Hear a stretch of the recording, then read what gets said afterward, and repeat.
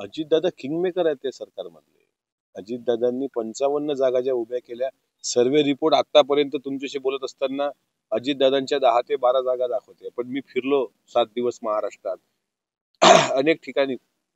एका चॅनलनी तर आता भुजबळ साहेब पराभवाच्या वाटेवर, वळसे पाटील पराभवाच्या वाटेवर, काय काय दाखवलं ते मला तर अप्रूफ वाटतं की त्यांची शेवटी तिथलं विधानसभेचं समीकरण वेगळं ना. विधानसभेला त्या लोकांशी तिथल्या उमेदवारांची अटॅचमेंट असते. वळसे पाटील साहेबांना पाळा पाळा पाळा म्हटल्यावर सुद्धा ज्या प्रकारे आग्या मोहोळ उठल्यासारखं जनता त्या ठिकाणी आंबेगावमध्ये दिसली, तो नक्कीच तुतारीला फटका आहे आणि राष्ट्रवादीचा उमेदवार त्या ठिकाणी निवडून येणार. त्याच्यामुळे आमच्या जागा त्या 10-12 दाखवत आहेत, तो आमच्या सर्वांचा अंदाज, वरिष्ठांचा सुद्धा, जे 40-40 वर्ष राजकारणात आहेत, त्यांचे म्हणणे 30 ते 35 जागा आपल्या असतील. आणि जर 35 जागा आमच्या असल्या तर महाराष्ट्रात किंगमेकर अजित दादा असतील.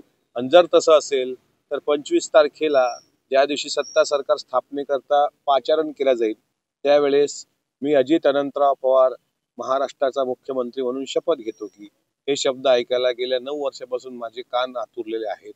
आणि यावेळेस ती इच्छा पूर्ण होईल. ती एकट्या अमोल मिटकरीची इच्छा नाही आहे, ती राष्ट्रवादी काँग्रेस पक्षाच्या प्रत्येक कार्यकर्त्याची इच्छा आहे. खूप मेहनत दादांनी घेतलेली आहे जनसन्मान यात्रेमध्ये. पण हे श्रेय अर्थातच राष्ट्रवादीच्या सर्व सीट येण्याचं श्रेय तळागाळातले कार्यकर्ते आणि अजितदादांची लिडरशिप या दोनच गोष्टीला असेल. बाकी काही फारसं कोणाचं योगदान याच्यामध्ये नसेल असं मला वाटतं. आणि त्याच्यामुळं महाराष्ट्रात ताऊन सलाखून आणि एकदम दणक्यात अजितदादाच्या नेतृत्वात 30-35 आमदार निवडून आले तर अजितदादा महाराष्ट्राचे मुख्यमंत्री असतील. ते किंगमेकर असतील, एवढं मात्र नक्की. वन साइड सरकार कोणाचंच येणार नाही, एक हाती सरकार येणार नाही. असं होणार नाही की महायुतीच्या 175 जागा आणि महाविकास आघाडीच्या 110 जागा असं चित्र नसेल.